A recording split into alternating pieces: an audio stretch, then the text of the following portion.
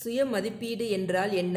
நம்மோடு பழகும் ஒவ்வொருவரையும் பற்றி நாம் ஒரு மதிப்பீடு அல்லது கணிப்பு வைத்திருக்கிறோம். அதைப்போல நம்மை பற்றியும் நம் திறமைகளை பற்றியும் நாமே என்ன நினைக்கிறோம், எவ்வாறு உணர்கிறோம் என்பதுதான் சுய மதிப்பீடு ஆகும். உதாரணம், கோபால் எப்போதும் மகிழ்ச்சியுடன் காணப்படுகிறார். அவருக்கு எந்த குறையும் இருப்பதாக தெரியவில்லை. இவ்வளவிற்கும் அவர் அதிகமாக படித்தது கூட இல்லை.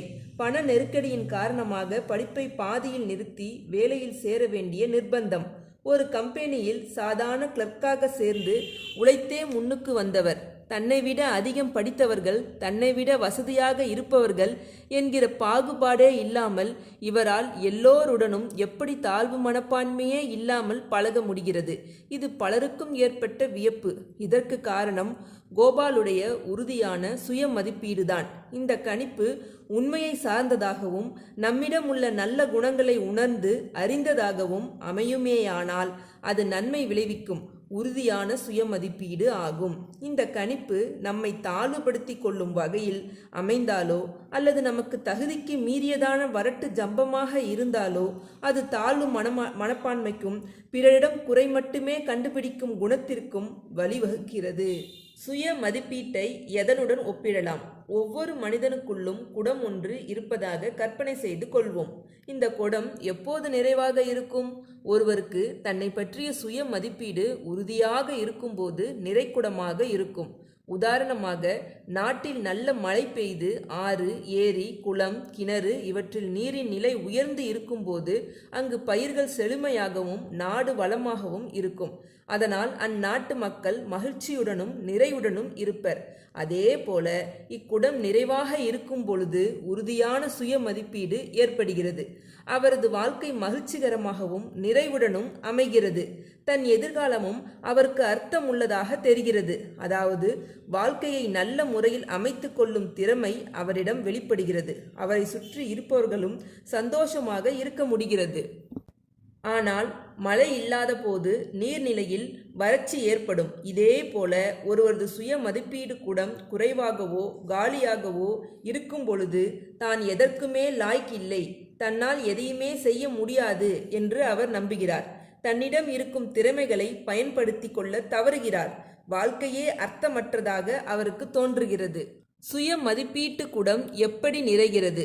ஒவ்வொருவருக்குள்ளும் இருக்கும் சுய மதிப்பீட்டு குடம் அவரவர் குழந்தை பருவம் முதற்கொண்டே நிரப்பப்படுகிறது. குழந்தைகளின் உணர்வுகள், எண்ணங்கள், திறமைகள் ஆகியவற்றை மதித்து பாராட்டி ஊக்கம் அளிக்கும் போது அவர்களது சுய மதிப்பீடு உறுதியடைகிறது. உதாரணமாக, நீ நன்றாக விளையாடுகிறாய். எனக்கு ஜுரமாக இருந்தபோது நீ நல்ல பொறுப்புடன் வீட்டை கவனித்து கொண்டாய். நீ 1 மாதமாக முயற்சி செய்து படித்திருக்கிறாய். இந்த முறை கணக்கில் நல்ல மார்க் வாங்குவாய். மாறாக, குழந்தைகளின் உணர்ச்சிகளை மதிக்க தவறும்போது சின்ன விஷயத்துக்கு இவ்வளவு பாடுபடுத்துகிறாய். அவர்களது எண்ணங்களை சிறுமைப்படுத்தும் போது முட்டாள்தனமாக பேசுகிறாய். அவர்களுடைய திறமையை குறைவாக மதிப்பிடும் போது உனக்கு எதையுமே சரியாக செய்ய தெரியாதா? அவர்களது சுய மதிப்பீடு இங்கு தாழ்வடைகிறது. இதை தவிர வாழ்க்கையில் பிரச்சனைகளை ஏற்று சமாளிக்கும் விதத்தை பொறுத்து, தனக்கு ஏற்படும் வெற்றி தோல்விகளை ஏற்றுக்கொள்ளும் முறையை பொறுத்து, மற்றவர்களிடம் இருந்து கிடைக்கும் ஆதரவையும் பொறுத்து சுய மதிப்பீட்டு குடம் நிறைகிறது அல்லது குறைகிறது. வாழ்க்கையில் பொறுப்புகளை ஏற்று சரியானபடி செயல்படுத்தும் போது சுய மதிப்பீடு மேலும் உறுதியடைகிறது. உதாரணமாக ஒரு கதையை சொல்கிறேன். பழனிக்கு கல்லூரியில் சேர்ந்ததில் இருந்து கவலையாக இருந்தது. அவன் தமிழ் மீடியம் பள்ளியில் படித்திருந்தாள். ஆங்கிலத்தில் எல்லாம் படிக்க வேண்டியிருந்த நிலைமை பிரமிப்பாக இருந்தது. கல்லூரியில் எல்லோரும் ஆங்கிலத்திலே ஒவ்வொருக்கொருவர் பேசிக்கொண்டனர். இதையெல்லாம் பார்த்த பழனிக்கு கல்லூரியை விட்டுவிட்டு கிராமத்திற்கே திரும்பி போய்விடலாமா என்று தோன்றியது. பிறகு யோசனை செய்த அவன், நான் ஆங்கிலம் கற்றுக்கொண்டு எப்படியாவது நல்ல மார்க் வாங்குவேன் என்று உறுதி பூண்டான். அவனது நண்பன் ரகுவும் மாலை வேளைகளில் அவனுக்கு ஆங்கிலம் கற்றுக் கொடுத்தான். கடுமையாக உழைத்த பலனையும் 6 மாதங்களில் நல்ல மதிப்பெண் வாங்கும் திறமை அடைந்துவிட்டான். இதுபோன்று பொறுப்புகளை ஏற்று செயல்பட்டு அதன் மூலம் சுய மதிப்பீட்டை உயர்த்தி கொள்ளலாம். என்ன படிப்பு இருந்தாலும், சமூகத்தில் எந்த பதவியில் இருந்தாலும், எந்த வயதானவராக இருந்தாலும் சுய மதிப்பீட்டை விடாமுயற்சியால் பொறுமையுடன் கூடிய உறுதியான சுய மதிப்பீட்டினால் என்ன பலன்?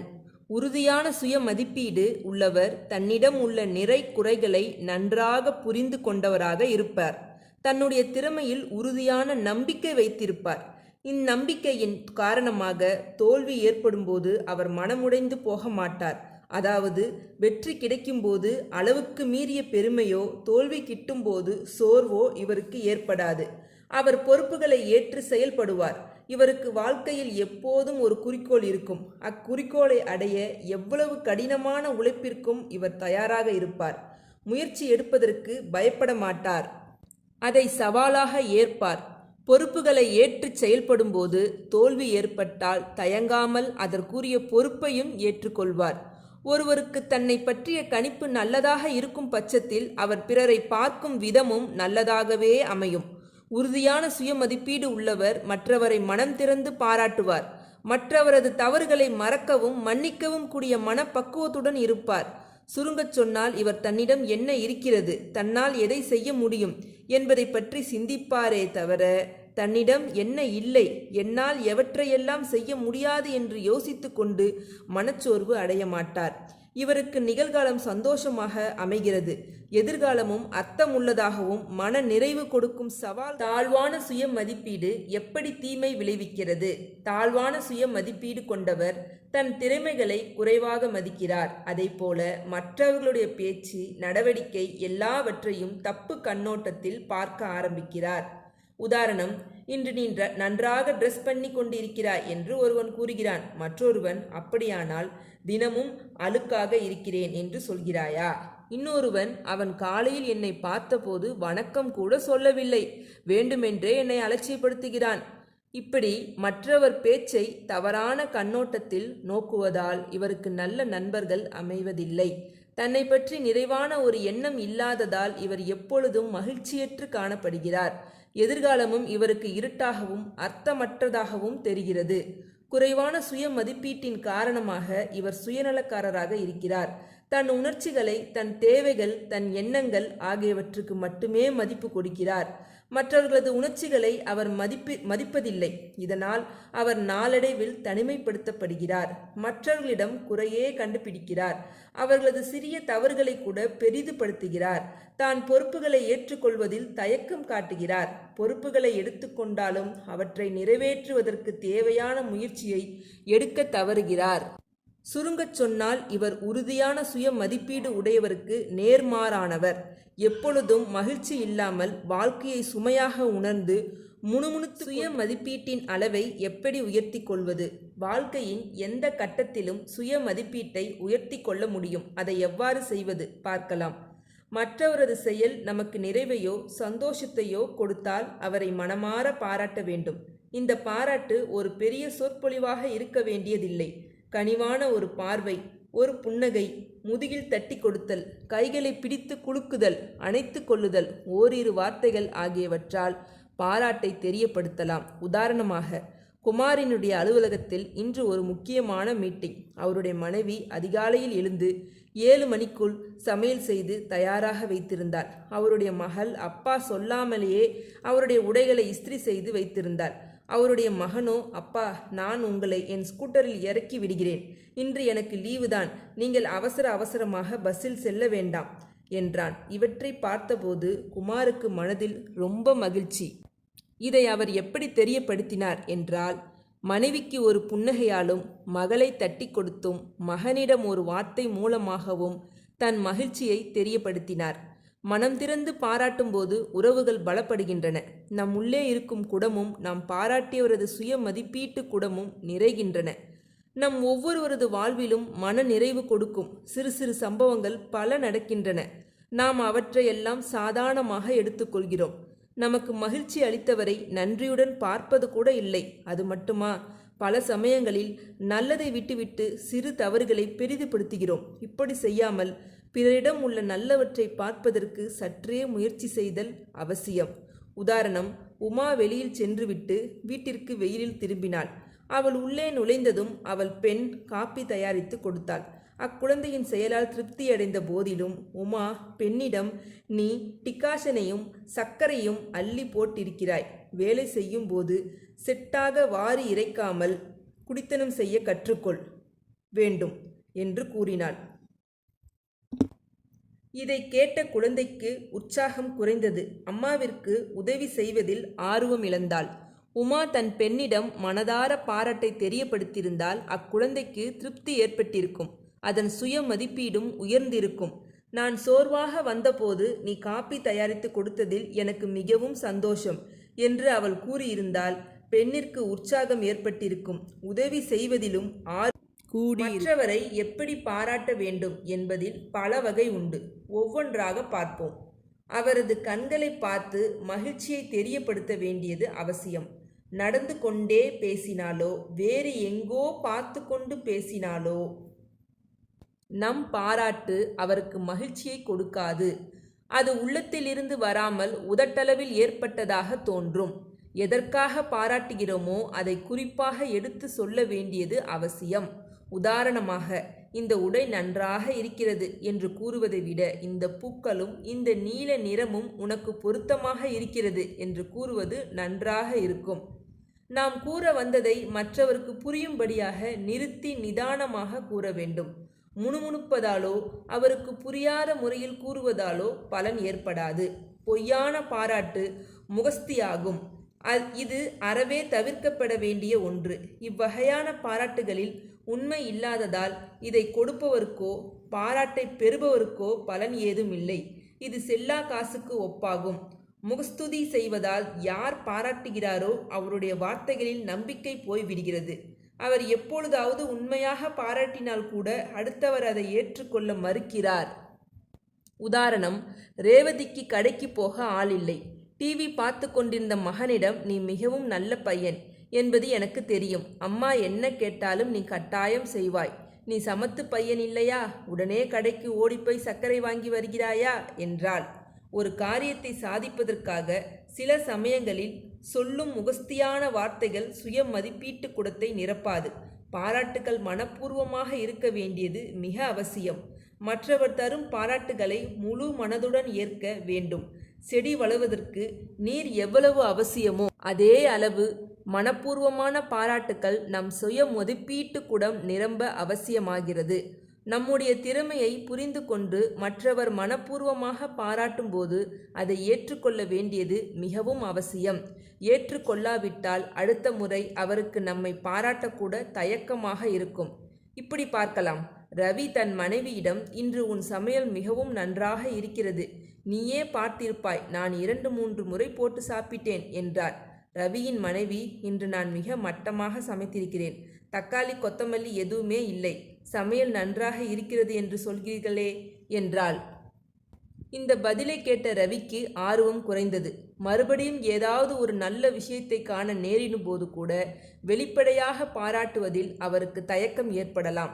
மனப்பூர்வமான பாராட்டுகள் கிடைக்கும்போது அவற்றை நல்ல முறையில் ஏற்றுக்கொண்டு சுய மதிப்பீட்டு குடத்தை நிரப்பிக்கொள்ள வேண்டியது அவசியம். ஒரு நாள் குமாரின் முதலாளி அவரை கூப்பிட்டு, நீங்கள் போட்டிருக்கும் இந்த வரைபடம் மிக நன்றாக இருக்கிறது என்றார். அதை கேட்ட குமார், மிக்க நன்றி. நான் எடுத்த முயற்சி நல்ல பலனை கொடுத்திருப்பதை காண எனக்கு சந்தோஷமாக இருக்கிறது என்றார். பிறரது செயலை கடுமையாக விமர்சித்து இகழக்கூடாது. அதைப்போல மற்றவர் நம்மை பற்றி தேவையில்லாமல் கடுமையாக ஏதாவது கூறினால் அதை ஏற்றுக்கொள்ளாமல் தவிர்த்து விட வேண்டும். ஏற்றுக்கொண்டால் நம்முடைய சுய மதிப்பீட்டு குடம் காலியாவதற்கு அது ஒரு காரணமாக அமையும். நம்மை சேராத வார்த்தைகளை ஏற்றுக்கொண்டால் நம்முடைய சுய மதிப்பீட்டு குடம் தான் குறைய ஆரம்பிக்கும். ஒரு முறை புத்தர் தன் சீடருடன் தெருவில் நடந்து சென்று கொண்டிருந்தார். அப்பொழுது ஒரு பெண் அவரிடம், ராஜ குடும்பத்தில் பிறந்த இன்று நீ வீடு வீடாக சென்று பிச்சை எடுக்கிறாயோ, உனக்கு வெட்கமாக இல்லையா என்று கடுமையாக கேட்டாள். ஆனால் புத்தர் எந்தவிதமான சலனமும் காட்டாமல் அமைதியாக இருந்தார். உங்களுடைய மகிமை புரியாமல் அப்பெண் உங்களை இவ்வளவு கடுமையாக திட்டுகிறாளே, நீங்களும் பதில் கூறாமல் வந்து விட்டீர்களே என்று சீடர் வருந்தினார். அதற்கு புத்தர், ஒருவர் நம்மிடம் ஒரு பொருளை கொடுத்தால் அதை நாம் ஏற்றுக்கொண்டால் தான் அது நமக்கு சொந்தமாகும்.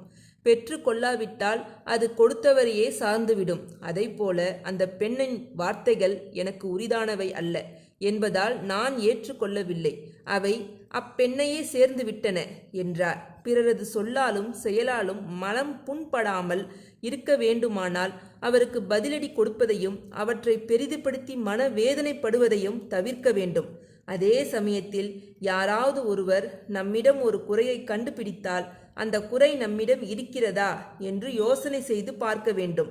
இருக்கும் பட்சத்தில் மாற்றிக்கொள்ள முயல வேண்டும். உதாரணமாக ராஜேஷின் கதையை பார்ப்போம். சரியான நேரத்திற்கு ராஜேஷ் ரெக்கார்ட் நோட் புக்கை பூர்த்தி செய்வதில்லை என்று ஆசிரியர் அவனை கடிந்து கொண்டார். இதை கேட்ட ராஜேஷுக்கு கோபம் வந்தது. நான் எவ்வளவு நன்றாக ரெக்கார்டு எழுதுகிறேன், என் புத்தகம் எவ்வளவு நீட்டாக இருக்கிறது, என்னை போய் திட்டுகிறாரே என்று எரிச்சல் அடைந்தான். பிறகு நிதானமாக யோசனை செய்த ராஜேஷுக்கு டீச்சர் சொன்னது நியாயமாகப்பட்டது. ஆம், நான் எப்போதும் என் புத்தகத்தை லேட்டாகத்தான் கொடுக்கிறேன். மற்ற பையன்கள் கொடுத்து 2 நாட்கள் கழித்துத்தான் ஒவ்வொரு முறையும் கொடுத்திருக்கிறேன். இனி நேரத்திற்கு பூர்த்தி செய்துவிட வேண்டும், காலதாமதமாக கூடாது என்று முடிவெடுத்தான். இதுபோன்று தவறு செய்திருந்தால் அதை உணர்ந்து திருத்திக் கொள்ள வேண்டும். ஆனால் தேவையில்லாமல் நம்மை ஒருவர் குற்றம் சாட்டினால் அவரது வார்த்தைகளால் மனம் புண்படக்கூடாது. உறுதியான சுய மதிப்பீடு உள்ளவருக்கு கூட சில சமயங்களில் மனக்குழப்பம் ஏற்படலாம். மனம் பாரமாக இருக்கும்போது நமக்கு ஆதரவு தரக்கூடிய நம்பிக்கைக்கு உகந்த ஒருவரிடம் பிரச்சனையை பகிர்ந்து கொள்ள வேண்டியது அவசியம். இவ்வாறு செய்தால் பாரம் நீங்கி மனம் லேசாகிறது. மன கஷ்டத்தை ஏற்படுத்திய பிரச்சனையை சமாளிப்பதற்கு வேண்டிய தைரியமும் நம்பிக்கையும் கிடைக்கிறது. ஒரு நாள் புஷ்பா ஒரு மாதமாக பரீட்சைக்கு படித்து கொண்டிருந்தாள். எல்லாம் படித்து இருந்தும் கூட பரீட்சை அன்று அவளுக்கு பயமும் கவலையும் ஏற்பட்டது. நான் நன்றாக பரீட்சை எழுத மாட்டோம் என்று படபடப்பு ஏற்பட்டது. அவள் தன் கவலையை தன் தாயிடம் கூறினாள். அவள் கூறியதை கவனமாக கேட்ட தாய், நீ 1 மாதமாக படித்திருக்கிறாய், ஆகவே நன்றாக தான் எழுதுவாய். மாத தேர்வுகளில் கூட எல்லாவற்றிலும் நீ நல்ல மார்க் வாங்கியிருக்கிறாய். கடினமாக உழைத்ததற்கு கட்டாயம் பலன் கிடைக்கும். ஆகவே தைரியமாக போய் பரீட்சை எழுது என்றாள். தாய் கூறியதை கேட்ட புஷ்பாவிற்கு நம்பிக்கையும் தைரியமும் ஏற்பட்டது. பாராட்டுவதில் பல வகை உண்டு. மனச்சுமை இருக்கும் பொழுது நம்பிக்கைக்கு உகந்தவரிடம் பேசினால் அவர் நம்முடைய திறமையையும் முன்பு நாம் பிரச்சனைகளை சமாளித்த விதத்தையும் நினைவூட்டுவார்.